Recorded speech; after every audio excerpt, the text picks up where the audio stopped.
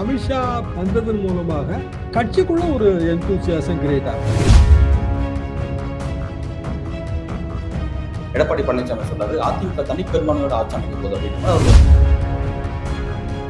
அமித்ஷாவுக்கு பதிலடியா தான் அவர் சொல்றாருன்னு தான் நான் புரிஞ்சுக்கிறேன். இதனால எப்படிங்க ரிசல்ட் பிஜேபிக்கோ மற்றவங்களுக்கோ கூடியிருக்கு? ஏப்ரல் மாதம் தேர்தல்னே சில பேர் உடைச்சு சொன்னாங்க. ஜனங்களுக்கு கூட்டணியால எந்த பயனும் எப்போதும் கிடையாது. 4 அணியிலையும் இடம் கிடைக்காம கொஞ்சம் பேர் போய் சேருவாங்க எப்பவுமே. ஏன்னா அவன் நம்பர் கூட கேட்பாங்க, அவ்வளோலாம் கொடுக்க மாட்டாங்க. 5வது அணி ஒன்று அரசியல் ரீதியா அவங்களுக்கு ஒரு விசிபிலிட்டி கிடைக்குது. நீ வாழ்வா சாவான்னு வந்த பிறகு இடி வந்தாங்க, ஐடி வந்தாங்க, யார் வந்தாங்க? அரசியல் ரீதியா என்ன பண்றாங்கன்னு தானே சொல்ல போறாரு. இனி ஏதுங்க அதுக்கு நேரம்? தேர்தலே வந்துருச்சு. தொடர்ந்து அரசியல் படிப்போம், பேசுவோம், விவாதிப்போம். மறக்காம நம்ம சேனல் நியூஸ் ஃபோக்கஸ் தமிழை சப்ஸ்கிரைப் பண்ணி இணைந்திருங்கள்.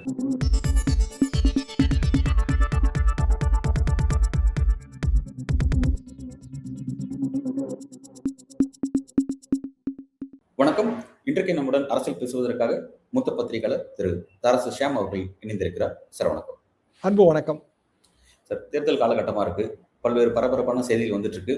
தற்போதைக்கு இருக்கக்கூடிய ஒரு முக்கியமான பரபரப்பான செய்தி அப்படின்னு பார்க்கும் பொழுது, உள்துறை அமைச்சர் அமித்ஷா இப்போதைக்கு தமிழ்நாட்டில் தான் இருக்காரு. 2 நாள் பயணமாக இங்க பல்வேறு அரசியல் நடவடிக்கை, அப்புறம் பொங்கல் விழா கொண்டாட்டம் அப்படிங்கிற மாதிரிலாம் போயிட்டு இருக்கு. நேற்றைய தினம் அவர் பேசுறது கவனம் பெறக்கூடிய ஒரு முக்கியமான விஷயமா இருக்கு. ரொம்ப காட்டமா திமுக எதிர்க்கிறாரு. ரொம்ப விஷயத்தை அவர் எப்படி பேசுறாருன்னா, திரும்ப என்டிஏ ஆட்சி தான், ஒடிசால ஏற்பட்ட மாதிரி பீகார்ல ஏற்பட்ட மாதிரி என்டிஏ ஆட்சின்னு சொல்றாரு. அவர் சொல்லக்கூடிய அதே நேரத்துல அதே காலகட்டத்துல வேற ஒரு இடத்துல இருந்து எடப்பாடி பழனிசாமி சொல்றாரு அதிமுக தனிப்பெரும்பான்மையோட ஆட்சி அமைக்க போகுது அப்படின்ற மாதிரி அவர் ஒரு பதில் உரை மாதிரி கொடுக்குறாரு அப்படிங்கிறத பாக்குறோம். தற்போதைய அரசியல் களம் எப்படி சார் பாக்குறீங்க? இல்ல, அமித்ஷா பீகார் தேர்தலை உதாரணமாக காட்டுவதுன்னா, பீகார் தேர்தலில் 2 பேரும் ஆளுக்கு 101 சீட்ல, சமமான சீட்டுகள்ல. அப்படியான உதாரணம் தமிழ்நாட்டில் 1980 மட்டும்தான். 117 117 திமுக காங்கிரஸ், அது ஃபெயிலியர் தான். மற்றபடி இங்க 1952 அந்த பழைய விஸ்தாரமான மெட்ராஸ் ஸ்டேட் இருந்ததுல, அதாவது ஒரிசால இருந்து கன்னியாகுமரி வரைக்கும், எங்க ஸ்கூல் டேஸ் அப்படிதான். அப்ப மட்டும் 52 தேர்தலில் யாருக்கும் மெஜாரிட்டி கிடைக்கல. ஒரு மாதிரியான கூட்டணி ஆட்சி. காங்கிரஸ் கட்சி, உழவர் உழைப்பாளர் இவங்களெல்லாம் இழுத்து ஒரு மாதிரி மெஜாரிட்டி கொண்டு வந்தாங்க. 57ல இருந்து இங்க அப்படியான வாய்ப்பே கிடையாது. 2006 கலைஞர் 96 சீட் எடுக்கும் போதும் ஒரு ஆட்சியில பங்கெல்லாம் தரல. 2016 ஜெயலலிதாமா இந்த தொல்லையே வேண்டான்னு சொல்லி யார் வேணாலும் வாங்க, ஆனா ரெட்டையில இல்லை நில்லுங்கன்னு சொல்லி ஒரே போட போட்டாங்க. இத்தனைக்கும் அவங்களுக்கு ஆன்டி இன்குமென்ஸ் இருந்தது.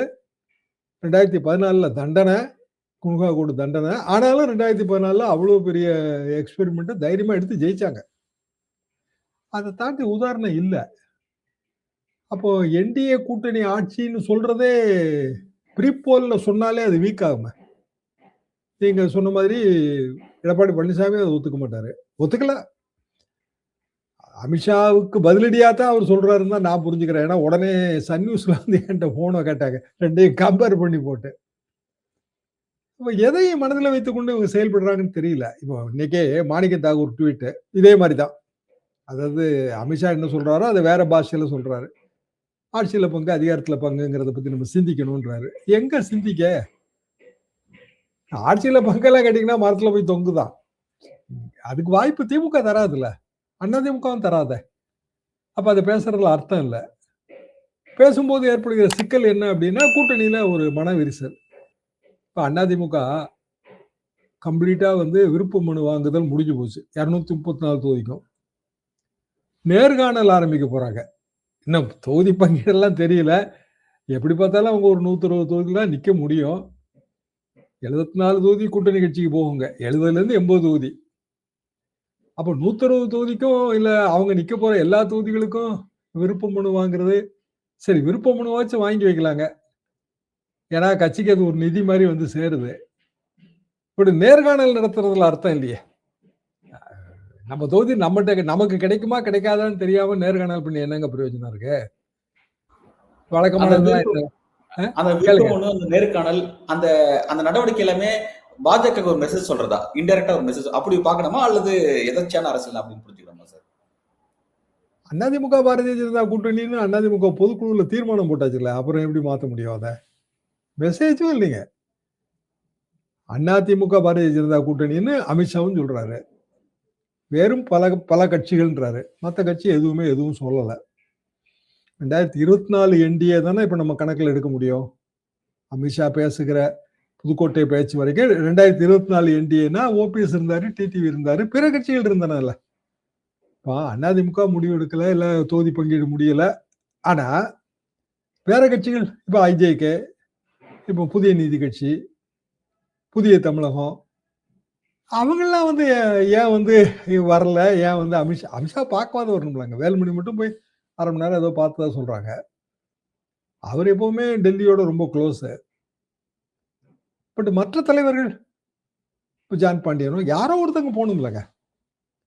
கடைசி நேரத்துல வேர்க்க ஒருவருக்கு சரத்குமார் மட்டும் மேடைக்கு வந்தாரு. அவர் ஆனா பிஜேபியில இருக்காரு. முதலையாவது அவர் தனி கட்சியா வச்சிருந்தாரு. அப்போ என்ன ஒரு சமிக்ஞைனே புரியல. இது புதுக்கோட்டை, காவிக்கோட்டை அப்படின்னு நேத்து பேசுனாங்க. அப்படின்னா புதுக்கோட்டையில எல்லாமே பிஜேபி தான் நிக்க போதா? காவிக்கோட்டைன்னு அப்புறம் அதிமுக அந்த இருவண்ண கொடி இருக்க நடுவுல அண்ணா சின்னம் போட்டது அதுக்கெல்லாம் வாய்ப்பே கிடையாதா? புலிவரமே இல்லாம பேசுறாங்க. அதாவது கூட்ட ஏற்பாடு நல்லா இருந்ததுங்க. அது பிளஸ் பாயிண்ட். அதை நம்ம பாராட்டணும். திமுக அதிமுக ஈக்குவலா இப்ப அதுல வந்து பிஜேபியும் நல்லா வந்திருக்கு. அதுல பலவீனமா இருக்குது காங்கிரஸ் தான் கூட்ட ஏற்பாட்டுல. பிஜேபி எல்லாம் வந்து அவங்க பெரிய அளவுக்கு முன்னேறிட்டாங்க. அண்ணாமலைக்கு நல்ல முக்கியத்துவம் கொடுத்தாங்க நேற்று கூட்டத்துல. அண்ணாமலையும் பேசுனது வந்து கவர்ச்சியா பேசினாரு. அவர் பேசுனது நல்ல கிரௌடுக்கு போய் சேர்ந்தா பார்க்க முடிஞ்சது. அதெல்லாம் அதை தாண்டி வேற புள்ளி விவரங்கள் இல்ல. தமிழிசை என்ன லேப்டாப்னா என்ன HCL இருந்து வாங்க கூடாதா? வாங்கலாம். அவங்க லேப்டாப் தயார் பண்ணணும்ல, 10 வருஷம் ஆச்சு நிறுத்தியே. மேஜரா அவங்க வந்து ப்ரோக்ராம்ஸும் சாஃப்ட்வேர் அப்படித்தாங்க பண்றாங்க. Made to order.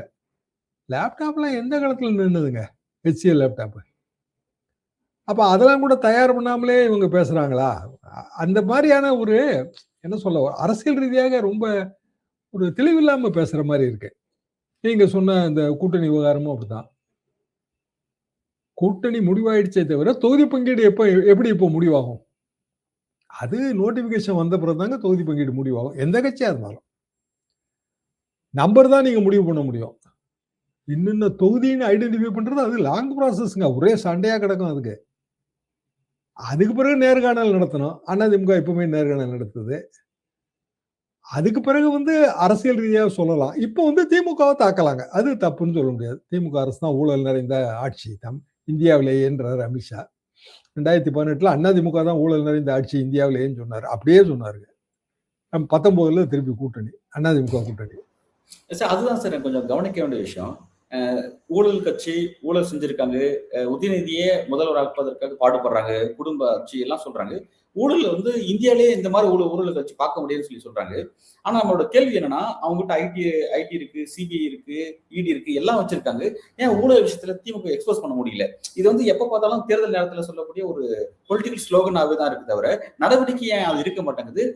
அதுக்கு இன்னும் வாக்கு வங்கி இருக்கு நம்புறாங்களா? அப்படி ஒரு ஆதாரமற்ற குற்றச்சாட்டு வைக்கிறது மூலமா வாக்கு வங்கி இருக்கு நம்புறாங்களா? அது எப்படி இந்த விஷயத்தை புரிஞ்சுக்கலாம் சார் இந்த பாலிடிக்ஸ்? 2018 இதே தானங்க சொன்னாங்க. அதிமுக சொன்னாங்க, அவ்வளவுதான். அப்ப 2014 இருந்து மோடி தானே ஆட்சியில் இருந்தாரு. இதே கேள்விதான் கேட்டோம். 4 வருஷம் மோடி ஆட்சி, 18 ஊழல் நிறைந்த ஆட்சி வந்து இந்தியாவிலேயே தமிழ்நாடு தான். தமிழ்நாட்டில் நடந்துட்டு இருந்த எடப்பாடி பழனிசாமி ஆட்சி. அப்ப ஏன் நடவடிக்கை எடுக்கல? அதுக்கு விடை வந்து உடனே கிடைச்சது என்னன்னா கூட்டணி போயிட்டாங்க. 2019 கூட்டணி. அப்ப 2024 வரைக்கும் அதிமுக 2024 தேர்தலில் கூட்டணி கிடையாது. முக்கியமான தேர்தல் பிஜேபிக்கு கூட்டணி இல்லை. இப்ப கூட்டணினா எத்தனை தொகுதின்னு இன்னமும் தெரியல. எதிரி தெரியுது. தொகுதி தெரியல, எதிரி தெரியுது. எதிரி திமுக. திமுக ஆட்சி அகற்றாம ஆட்சி மாற்றம் வராதுல்ல. திமுக ஆட்சியை தொடர்ந்து அந்த ஆட்சி நீடித்தல்ல. சோ திமுக ஆட்சியை அகற்ற வேண்டும். எல்லாரும் அதே தான் சொன்னாங்க, திருப்பி சொன்னாங்க. ஆனா பிராக்டிக்கலா வந்துங்க அதிமுக கூட்டணியில இருக்கிற எல்லா கட்சிக்கும் நிர்பந்தம் இருக்கு. வெறுமனே பதிவு பெற்ற கட்சின்னா அங்கீகாரம் பெறணுங்கிற நிர்பந்தம் இருக்கு. அதுக்கு ஒரு குறிப்பிட்ட எண்ணிக்கையிலான சீட்டு தேவை. போட்டி போட்டா வாக்கு சதவீதம் கூடும். ஒரு வாய்ப்பு இருக்கு. சீமான் எப்படிங்க அங்கீகாரம் வாங்கினாரு? நிறைய தொகுதியில போட்டி போட்டாரு. வாக்கு சதவீதம் கூடுச்சு. அப்போ ஒரு மேஜர் பார்ட்டியோட கூட்டணி நம்ம வைக்கும்போது 234 தொகுதியில போட்டி போட முடியாது. 15 தொகுதியில போட்டி போடணும்னு நினைப்பாங்க. 10ல போட்டி போடணும்னு நினைப்பாங்க. அதிமுக குடுக்கணும் அதுக்கு. அவ்வளவு தொகுதி குடுக்கணும். அவங்களுக்கு இன்டர்னல் கம்பல்ஷன் இருக்கு. வேல்மணி தொகுதியில பிஜேபி போட்டி போடணும்னு நினைச்சா வேல்மணி கொடுத்துருவாரா? இதே மாதிரி தானே ஒவ்வொருத்தருக்கும் ஒவ்வொரு தொகுதி தானேங்க. அந்த தொகுதியை விட்டுட்டு அவன் வேற தொகுதிக்கு எப்படி போக முடியும்? அப்ப இது ஒரு பெரிய ப்ராசஸ்ங்க. அது கூட்டணி பேச்சுவார்த்தை நான் 98ல பார்த்திருக்கேங்க கண்கூடா. பயங்கரமான மண்ட குழப்பங்க அது. கடைசி வரைக்கும் சரியா வராது. கடைசியில கூட்டணி உடையுமோம்பாங்க. கூட்டணி என்பதே நான் கேள்விப்பட்டது 1962ங்க ஸ்கூல் டேஸ். என்னங்க இது கூட்டணின்னா என்னங்க புரியவே இல்ல. அப்ப கம்யூனிஸ்ட் கட்சி ரொம்ப பாப்புலர். திமுகவே வந்து நாங்கெல்லாம் தோழர்கள்மாங்க. அண்ணாதுரை தோழர் அண்ணாதுரைன்னு போஸ்டர் அடிப்பாங்க. அப்ப எப்படி கூட்டணி சேர முடியும்? திமுக வந்து திராவிட நாடு கொள்கையை வச்சிருக்கு. காங்கிரஸ் தேசியவாதம், கம்யூனிஸ்டுகள் வந்து உலகளாவிய பொருளாதாரவாதம். எப்படி கூட்டணி சாத்தியம்? 62ல குழப்பம் இதுதான். 67 கூட்டணி வந்துருச்சு. முழுமையான கூட்டணி யுகம். அதுக்கு பிறகு தொடர்ந்து கூட்டணி. இப்போ புரிஞ்சு போச்சு. கூட்டணின்னா என்ன அப்படின்னா ஜெயிக்கிறதாங்க நோக்கம். வேற நோக்கம் கிடையாது. கொள்கை அடிப்படையிலானது. பிரபாகரன் படத்தை போட்டா நாங்க வரமாட்டோம். சேக்குவாரா படத்தை போட்டா நீங்க வரக்கூடாது. அதெல்லாம் கிடையாது. இந்த தொகுதி யாருக்கு? எங்களுக்குன்னா நாங்க ஜெயிக்கணும். உங்ககிட்ட எவ்வளவு ஓட்டு இருக்கு, என்கிட்ட எவ்வளவு ஓட்டு இருக்கு, 2 ஓட்டையும் டிரான்ஸ்ஃபர் பண்ணணும். தோத்துட்டா சரியாவே வேலை பார்க்கலங்க, இவங்க ஓட்டை எங்களுக்கு போடலை, வழக்கமான குற்றச்சாட்டு தாங்க. இதை தாண்டி வேற ஒண்ணுமே கிடையாது. கூட்டணி என்பது காகங்கள் கூடி பங்கிட்டுக் கொள்வது, மேகங்கள் திரண்டு மழை பொழிவது அல்ல. ஜனங்களுக்கு கூட்டணியால எந்த பயனும் எப்போதும் கிடையாதுங்க. கட்சிகளுக்கு பயன். ஏன்னா ஒரு கட்சிக்குமே 50% மேல இங்க ஓட்டு கிடையாது. எல்லாமே 30%, 25, 35 கூட்டணி சேர்ந்தா தான் ஜெயிக்க முடியும். அதுக்காக ஆட்சியில பங்கு கொடுப்போமா? அதெல்லாம் கொடுக்க மாட்டோம். உனக்கு வந்து ஒரு 5 சீட்டு தரேன், நீ ஜெயிச்சுக்க. 5 சீட்டு ஓட்ட எனக்கு போடு, நாங்க ஜெயிப்போம். தனி மெஜாரிட்டி கிடைச்சா நாங்க ஆட்சி. கலைஞரா இருந்தா தனி மெஜாரிட்டி கிடைக்காட்டாலும் எங்க ஆட்சி பாரு. மற்றவங்க என்ன சொல்ல போறாங்கன்னு நமக்கு தெரியல. ஏன்னா தனி மெஜாரிட்டி இல்லாத ஒரு நிலை வந்தாதான் அதை பத்தி பேச முடியும். அப்படியான சூழ்நிலையில் அமித்ஷா வந்ததன் மூலமாக இன்னைக்கு மையக்குழு கூட்டம் நடக்கு. மற்றவங்க எல்லாரும் போய் பார்க்குறாங்க, வைக்கிறாங்க. கட்சிக்குள்ள ஒரு எந்தூசியாசம் கிரியேட் ஆகுங்க. ஏன்னா அவர் வந்து நம்பர் 2 இந்தியாவிலேயே உள்துறை அமைச்சர், ஆல் இண்டியா பாப்புலர். கட்சிக்குள்ள ஒரு உற்சாகம் வரும். அடுத்த வாட்டி அமித்ஷா எப்போ வருவாருங்க? நேற்றைக்கு ஏற்பட்ட உற்சாகம் இன்னைக்கு இருக்குங்க, நாளைக்கு இருக்கலாம், அப்புறம் காணாம போயிடும். அடுத்த வாட்டி தேர்தலை ஒட்டி இன்னொரு வாட்டியோ 2 வாட்டியோ வருவார். ஏன்னா அவங்க வெஸ்ட் பெங்கால்ல மும்முரமா கவனம் செலுத்துவாங்க. நேற்றுக்கு கூட்டத்துல இருந்து நம்ம என்ன புரிஞ்சுக்கிட்டோம்? ஏப்ரல் மாதம் தேர்தல்னு புரிஞ்சுக்கிட்டோம் இல்லையா? ஏன்னா 100 நாள் தான் இருக்கு, 100 நாள் தவம் மாதிரி இருக்கணும். ஏப்ரல் மாதம் தேர்தல்னே சில பேர் உடைச்சு சொன்னாங்க நேற்று. இப்போ April first week second week தேர்தல்னா வெஸ்ட் பெங்கால் தேர்தலோட முதல் கட்டத்தோட அது புரிஞ்சு போயிடும். சரி, பிப்ரவரி மாதம் கணக்கை எப்படி திருப்பி போட்டு பாருங்க. பிப்ரவரி மாதம் 25ஆம் தேதியிலேருந்து 27ஆம் தேதி 28ஆம் தேதிக்குள்ள நோட்டிஃபிகேஷன் வரும். நோட்டிஃபிகேஷன் வந்த உடனே மாடல் கோட் ஆஃப் கான்டக்ட் வந்துடும். நீங்கள் எந்த நலத்திட்டமும் அறிவிக்க முடியாது. அதுக்கு பிறகு குறிப்பிட்ட நாள் இடைவெளியில் ஃபர்ஸ்ட் போல் வந்துடும், முதல் வாக்குப்பதிவு. அது வெஸ்ட் பெங்கால். அவங்க 5 கட்ட தேர்தல். அப்போ 2வது வாக்குப்பதிவோட இல்லை 3வது வாக்குப்பதிவோட தமிழ்நாடு தேர்தல். தமிழ்நாடு மோஸ்ட்லி கேரளா, இல்லை தமிழ்நாடு பாண்டிச்சேரி மட்டுமாவது. அப்போ அப்பவும் வெஸ்ட் பெங்காலில் செகண்ட் ஃபேஸ் தேர்தல் நடக்குமே. வெஸ்ட் பெங்காலில் பிஜேபி எதிர்க்கட்சிங்க. அங்கே அவங்க ஜெயிக்க முடியும்னு நினைப்பாங்க, இல்லை 100 சீட்டுக்கு மேலே வாங்கணும்னு நினைப்பாங்க. அங்கே போய் நிற்பாங்களா, தமிழ்நாட்டுக்கு வருவாங்களா? இதெல்லாம் குழப்பங்க. ஸோ அமித்ஷா இப்போ ரொம்ப ஏழியரா ஏன் வராரு, ஏன் பொங்கலை கொண்டாடுறாருன்னா, பொங்கல் பண்டிகை பேரில் அவருக்கு இருக்கிற காதல் இல்லை. இப்போதான் வர்றதுக்கான வாய்ப்புங்கிறது இப்போதாங்க. இனி அடுத்த வாய்ப்பு ரொம்ப கம்மி. மோடி வந்து ஒரு தடவை 2 தடவை வருவார். இதனால எப்படிங்க தமிழ்நாடு தேர்தல் ரிசல்ட் வந்து பிஜேபிக்கோ மற்றவங்களுக்கோ கூடிரும்? இங்கே லோக்கலாக ஒர்க் பண்ணாதானங்க கூடும். ஒர்க் பண்ணுறாங்க, கட்சி வளர்ந்துருக்கு, அதை இல்லைன்னு சொல்ல முடியாது. ஆனால் அதிமுக தயவு இல்லாமல் எப்படி ஜெயிக்க முடியும்னு நான் கேட்குறேன். அத புரிஞ்சுக்க முடியும் சார். அதிமுகவுடைய தயவு கட்டாயமா பாஜகவுக்கு தேவை. அதே மாரி காங்கிரஸுக்கும் திமுக தயவு தேவை அப்படிங்கிற ஒரு விஷயம் இங்கேயும் புரிஞ்சுக்க முடியுது. இப்ப 2 நேரத்திலும் 2 பேரும் ஒரே நேரத்துல ஒரு விஷயத்த ரைஸ் பண்றாங்க. ஆட்சியில் பங்கு, அதிகாரத்துல பகிர்ந்துக்கிறதுக்கு சரியான நேரம் இதுதான் அப்படின்ற மாரி பேசுறாங்க. காங்கிரஸ்ல அந்த பிரச்சனை இப்பதான் அதிகமா ஆரம்பிக்குது. ஆனா பாஜக பொறுத்த வரைக்கும் கூட்டணி உருவாகும் போதே அந்த பிரச்சனை அப்படிதான் இருக்கு. என்டிஏ ஆட்சின்னு சொல்லிட்டு இருக்காங்க. எப்படி இந்த சப்ஜெக்ட்ஸ் எலெக்ஷன் காலத்துல டீல் செய்யணும்? எப்படி நகரும்னு பாக்குறீங்க சார்? கூட்டணியில எப்படி நேத்த நகரும்? அமித்ஷா கூட்டத்துல எடப்பாடி பழனிசாமி பேரை ஒரு தடவையாவது சொன்னாரா? எனக்கு தெரிஞ்சு சொல்லல சார். சொல்லவே இல்லைங்க. அவர் வந்து அதிமுக, பிஜேபின்னு சொன்னாரு. அவ்வளவுதான். எடப்பாடி பழனிசாமி பேரை அவர் சொல்லவே இல்லை. இதுக்கு முன்பும் சொல்லல. ஆரம்பத்துல சொன்னாருங்க. அதுக்கு பிறகு அவருக்கு ஏதோ ஒரு வகையில மன வருத்தம் இருக்குன்னு தான் நான் நினைக்கிறேன். ஏன்னா அவரோட ஃபார்முலா படி அதிமுக ஒன்னா இருக்கணுங்கிறது தான் அவரோட ஃபார்முலா. தொடர்ந்து அவர் அதை சொல்றாரு. இன்னைக்குன்னு இல்ல. 2019 காலகட்டத்திலே அவர் அதான் சொன்னாரு. இது எல்லாருக்கும் தெரிஞ்ச கணக்கு தான். அது ஒன்றும் புதிய கணக்கும் இல்லை. எடப்பாடி பழனிசாமி அவரோட சொந்த அரசியல் காரணங்களுக்காக அதுக்கு தயாரா இல்லை. அப்போ டிடிவி, ஓபிஎஸ் அதிமுகல இருந்து பிரிஞ்சு போனவங்களை எல்லாம் ஒன்றா கொண்டு வரலைன்னா அதிமுக வெற்றிங்கிறது கஷ்டம். எடப்பாடி பழனிசாமி தனியாக தனி மெஜாரிட்டியோட முதல்வராவது கஷ்டம்னு அமித்ஷாவுக்கும் ஒரு கணக்கு ஓடுது. சரி, மாபெரும் உளவுத்துறை வச்சிருக்காங்க. நாடு தழுவிய உளவுத்துறை. எத்தனையோ புள்ளி விவரங்கள் அவங்க கொடுத்துருப்பாங்கல்ல. அப்போ ஒரு மாநிலத்து அரசியலுக்காக மாநிலத்துக்குள்ளேயே இருந்துதான் அரசியல் தெரிஞ்சுக்கணும்னு அவசியம் இல்லை. அவங்களுக்கு நிறைய வாய்ப்பு வசதி இருக்கா மத்திய அரசாங்கத்துக்கு. அப்போ கடைசியா எப்படி பார்த்தாலும் மெஜாரிட்டி வராது, நம்ம அதிகமான சீட்டு வாங்கி நிறைய இடத்துல ஜெயிச்சோம்னா கண்டிப்பாக கூட்டணி மந்திரி சபைன்னு ஒரு கணக்கு வச்சிருக்காங்க. அதை புரிஞ்சுக்கணும் சார். இந்த அலைன்ஸ்ல எப்படி சார் பாக்குறீங்க? காங்கிரஸ் டிஎம்கே அலைன்ஸ் இங்கே இந்த பிரச்சனை ரைஸ் பண்றாங்க. இது எப்படி நகரும்னு பாக்குறீங்க சார்? நான் ஒரு கேள்வி எப்படி திருப்பி கேட்கிறேன்.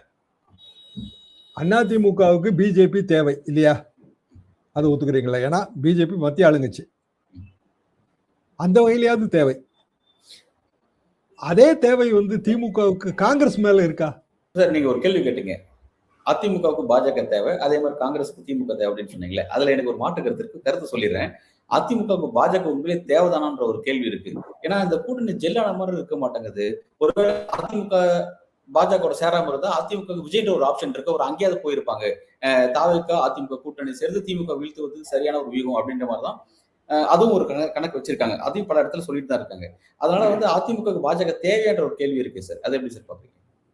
அதிமுகவுக்கும் பாஜகவுக்கும் எந்த வகையில அந்த கம்பல்சரி மேரேஜ் வருதுன்னா மத்திய அரசாங்கங்கிற வகையில் தாங்க. இல்லைன்னா பிஜேபியோட எல்லா கோபமும் அதிமுக பேர்லயும் பாயும்ல. அவங்கெல்லாம் எல்லாருமே உத்தம சிறுவன் பண்ணிக்கலாம். இது ஊழல்னா அது ஊழல் தாங்க. அதுல எல்லாம் ஒன்றும் பெரிய வித்தியாசம். எத்தனை வழக்கு நிலுவையில் இருக்குன்னு நமக்கே தெரிஞ்ச விஷயம்தான். கடந்த 5 வருஷமா அதை நம்ம பேசிட்டு தான் இருக்கோம். அதுல வந்து அவங்களுக்கு சிக்கல் இருக்கு. எதுக்குங்க வேலுமணி டெல்லிக்கு போயிட்டே இருக்காரு? அவர் பேர்ல இல்லாத குற்றச்சாட்டா? எல்இடி பல்பு மேட்டர்ல வந்து வேலுமணி பேர்ல இருக்கா இல்லையா மத்திய அரசாங்கத்தோட விசாரணை? அன்புமணி பேர்ல இருக்கா இல்லையா? அதெல்லாம் இருக்குங்க. ஊழல்லாம் வந்து நீங்க இந்த பக்கம் அந்த பக்கம்லாம் பார்க்காதீங்க. ஊழல் வந்து பொதுவானது.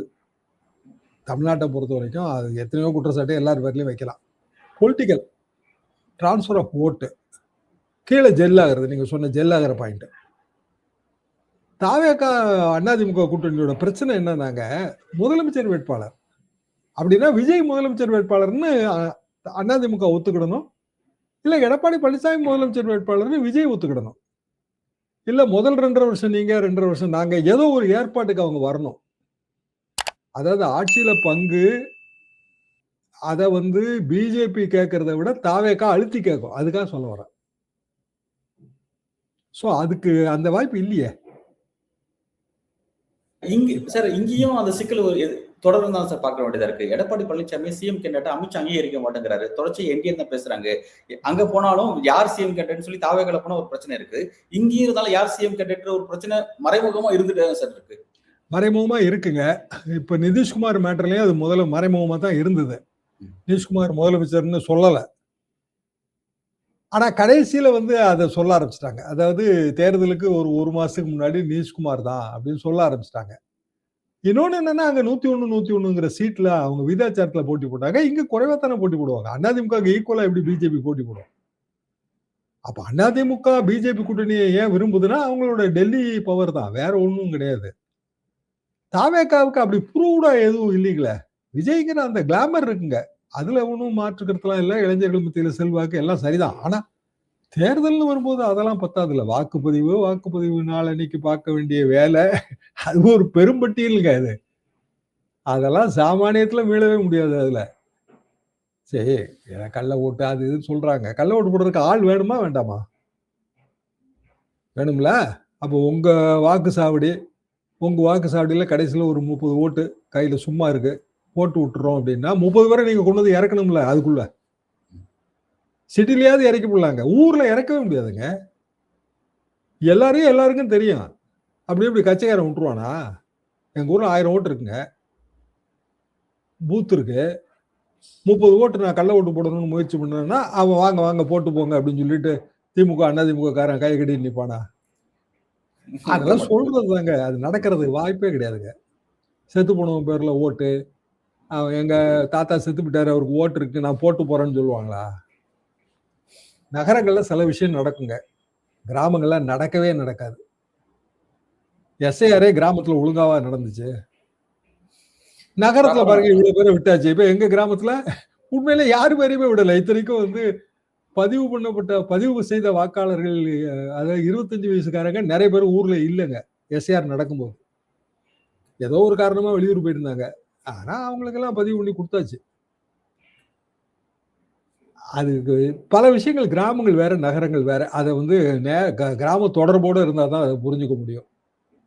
இப்ப நான் தமிழ்நாடு அரசியல் களத்தை பார்க்கும்போது எஸ்ஐஆர்னால எல்லா கட்சிக்கும் ஏதோ ஒரு வகையில பயம் வந்துருச்சு. ஏன்னா எல்லாருக்கும் ஓட்டு குறையுதுங்கிற ஒரு ஃபீல் வந்திருக்கு. அது கணக்கும் பண்ண முடியல.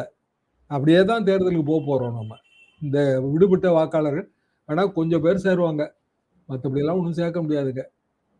அப்போ ஆரம்பத்திலே வாக்காளர் பட்டியல்ல செத்து போனவங்க லிஸ்ட்லாம் நம்ம சரியா அப்டேட் பண்ணாதெல்லாம் காரணமா? இதெல்லாம் இனிமேல் தான் நம்ம போக தான் கண்டுபிடிக்க முடியும். ஆனா அதிமுக கூட்டணியில பிஜேபிக்கு இவ்வளவுதான் இடம், திமுக கூட்டணியில காங்கிரஸ்க்கு இவ்வளவுதான் இடம். இதை நம்ம கெஸ் பண்ணிடலாம். இதுல ஒன்றும் பெரிய கம்ப சூத்திரம்லாம் கிடையாது. அதிமுக கூட்டணிக்கு பிஜேபி தேவை, திமுக கூட்டணிக்கு காங்கிரஸ் தேவையா? அவங்களுக்கு டெல்லியிலயும் பவர் இல்ல. இங்கேயுமே பிஜேபி ஓட்டு அளவுக்கு காங்கிரஸ் இல்லைங்க ஓட்டு. அது எல்லாருமே ஒத்துக்கிடணும். குறைஞ்சபட்சம் பிஜேபிக்கு எங்க கிராம பகுதிகளிலே 10% ஓட்டு இருக்குங்க. கிராம பகுதியில் 10% தாராளமா இருக்கு. நான் போயிட்டு பாஜக மட்டும். பாஜகவுக்கு கொடி பறக்குது, ஆள் இருக்கு, செலவு பண்ண ஆள் இருக்கு, உள்ளூர் பிரமுகர்கள் இருக்காங்க, லோக்கல் ஜாதி 10% இருக்கு.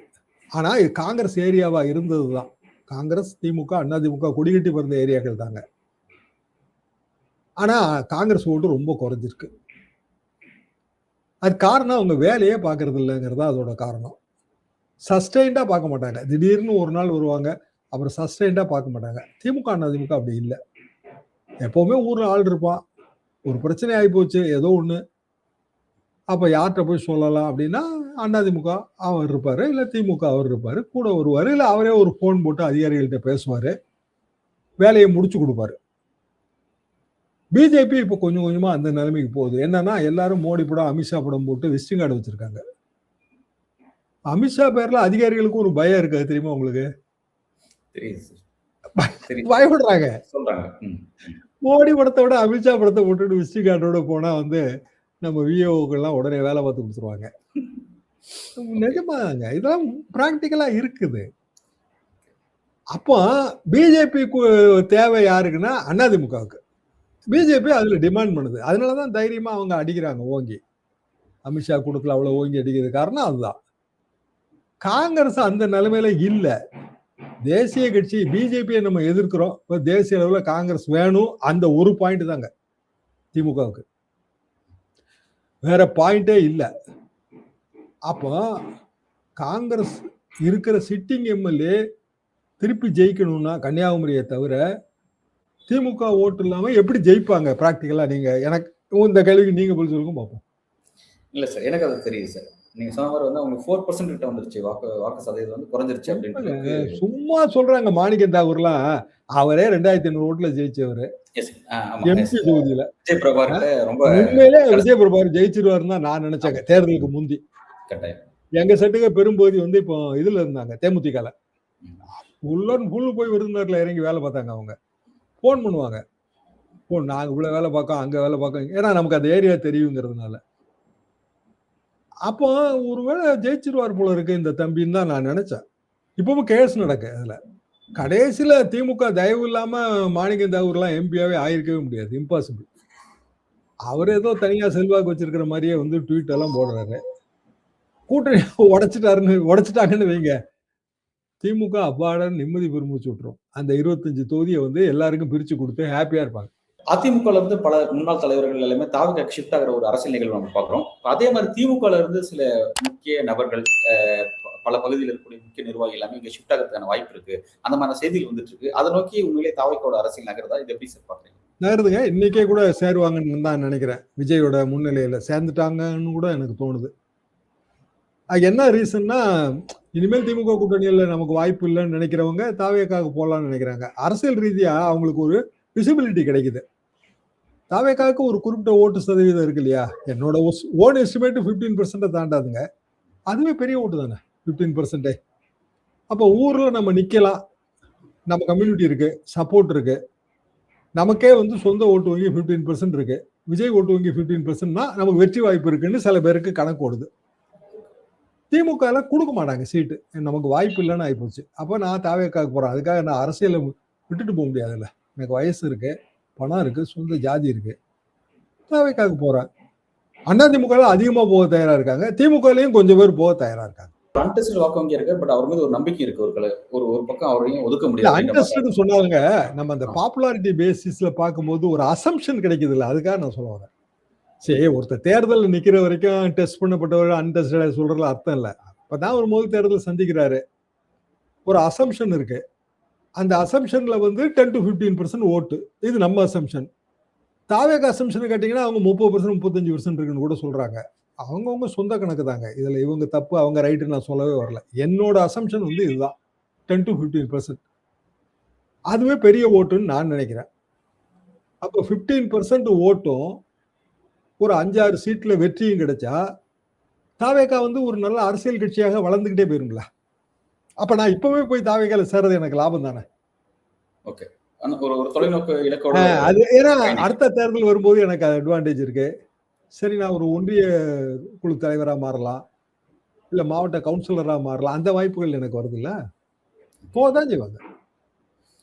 செங்கோட்டையன் அவர்கள் சொல்றாரு, டிடிவியும் ஓபிஎஸும் எங்க கூட்டணி வர போறாங்க. அதுக்கான விஷயம் கண்டிப்பா வருவாங்கன்னு தான் நான் நினைக்கிறேங்க. ஓபிஎஸ்க்கு ஒரே ஒரு நெருடல் தான். இந்த வேற நம்ம பிரபாகரை சேர்த்ததெல்லாம் அவர் கொஞ்சம் வருத்தம் இருக்கலாம். ஆனா பிரபாகர் இப்போ ரொம்ப வருஷமா வந்து அவர் ஓபிஎஸோட நெருக்கமா இல்ல. மற்றபடி ஓபிஎஸ்க்கு திமுக வந்து கொஞ்சம் கஷ்டங்க. நம்பர் 1 சீட் ரொம்ப கம்மியா கொடுப்பாங்க. நம்பர் 2 திமுகவுக்கு போயிட்டா அப்புறம் அதிமுக கிளைமே பண்ண முடியாது. எம்ஜிஆர் ஜெயலலிதா லிகசி இதை பத்தி எல்லாம் பேசவே முடியாது. அங்க கலைஞர் லிகசி தானங்க பேச முடியும்.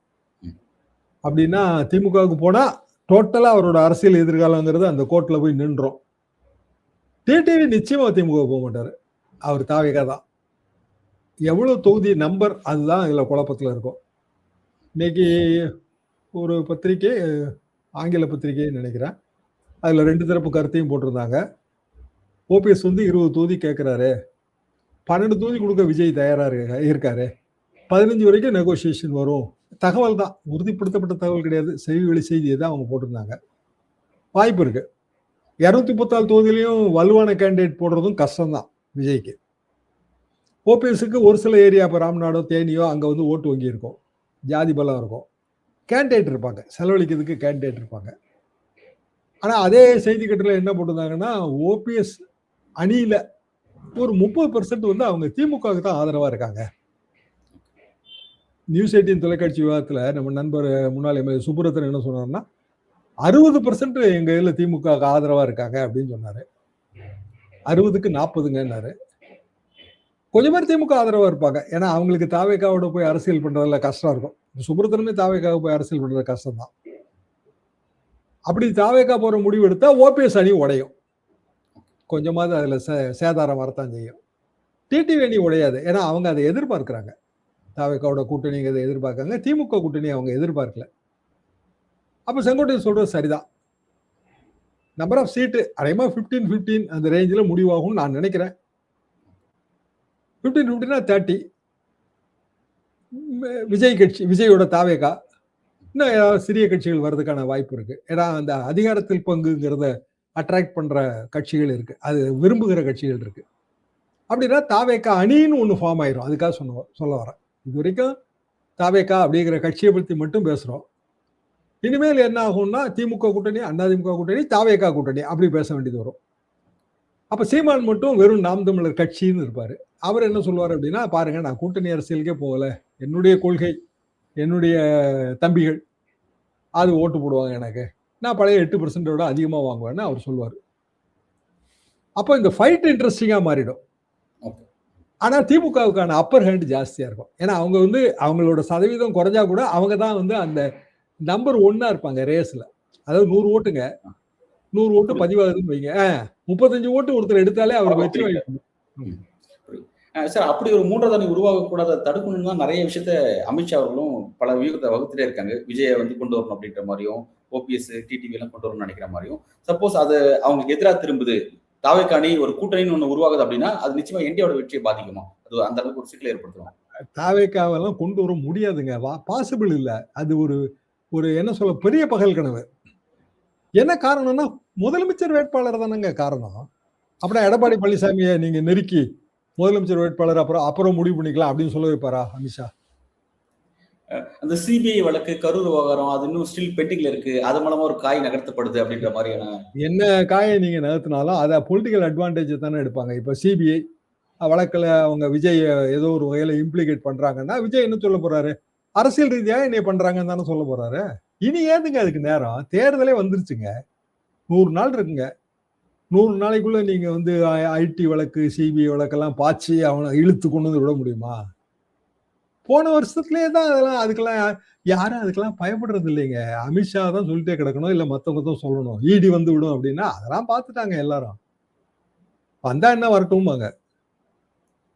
இப்போ திமுக பயந்துருமா இடி வந்துடும் சொன்னா? இல்ல, அவங்க பயப்படவே மாட்டேங்கிறாங்க. அதிமுக இப்ப பயப்படாது இல்லைங்க. இன்னைக்கு ஏதுங்க தேர்தலை ஒட்டி எது வந்தா என்னங்க? நீ வாழ்வா சாவான்னு வந்த பிறகு இடி வந்தா என்ன, ஐடி வந்தா என்ன, யார் வந்தா என்ன? அதுக்கெல்லாம் வாய்ப்பு இல்லைங்க. இன்றைய தேதிக்கு 4 அணி போட்டீங்க சீமானையும் சேர்க்கும் போது. என் கணக்கு என்னன்னா 4 அணிலையும் இடம் கிடைக்காம கொஞ்சம் பேர் போய் சேருவாங்க எப்பவுமே. ஏன்னா அவன் நம்பர் கூட கேட்பாங்க, அவ்வளோலாம் கொடுக்க மாட்டாங்க. 5வது அணி ஒண்ணு வந்துடும். அது ரொம்ப சொற்பமான வாக்கு சதவீதத்தை அந்த 5வது அணி பெறும். இல்ல வரல 4 அணி தான் அப்படின்னாலும் முதல் அணிக்கு 35% ஓட்டுன்னா 2வது அணிக்கு 30% ஓட்டு தான் வரும். 3வது அணிக்கு 20% ஓட்டு வந்துச்சுன்னா 30, 20, 60 போயிரும். 30, 60, 20, 80 போயிருங்க. சீமான் அணிக்கு 10% வச்சா கூட 90 போயிரும். அப்புறம் சுயேட்சைகள் மற்றவங்க எல்லாம் இருக்காங்க. ஆக இந்த 35% எடுக்கிற கட்சிக்கான அரித்மெட்டிக்கலா வெற்றி வாய்ப்பு அதிகம். புரிஞ்சுக்கோங்க சார். தமிழக அரசியலுடைய அடுத்த கட்டம், குறிப்பா வந்து தேர்தல் களம் எப்படி அமைய போகுது அப்படிங்கிறத ரொம்ப அழகா விளக்குனீங்க. உங்களுடைய பல்வேறு கருத்துக்களுக்கும் உங்களுடைய வருகைக்கும் மிக்க நன்றி சார்.